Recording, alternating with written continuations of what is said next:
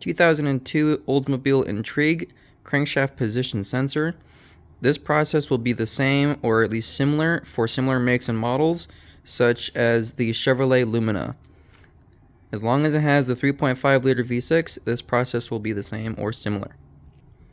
The sensor is located on the front of the engine block, or the side if you're looking at it from this way, closest to the radiator. It is located behind and above the starter motor, so you'll have to disconnect the battery.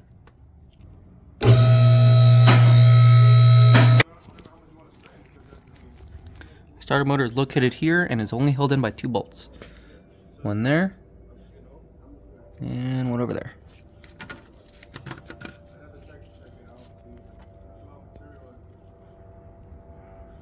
With the starter motor out of the way, access to the crankshaft position sensor becomes extremely easy.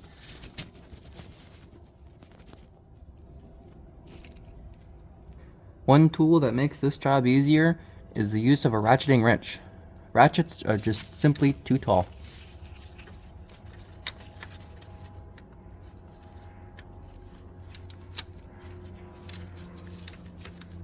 This one was loose.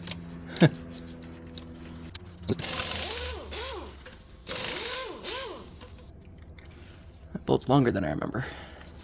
Here's a comparison between the old and the new ones, just for sanity's sake. Always want to make sure same amount of pins and looks the same. And when you ever have a sensor or a part with O-rings that goes into a precision ground hole, it helps to put a little bit of motor oil or really any kind of oil on these O-rings to help it slide in a little bit better. Otherwise you're going to be fighting yourself trying to shove this thing into the hole.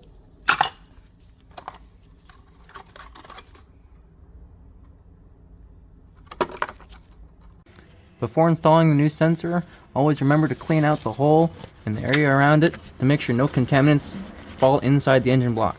Remember, this is an open hole directly into the crankcase of the engine. Any contaminants is not good. If you're having trouble getting it seated all the way, do not use the bolt that holds it in to force it into the hole.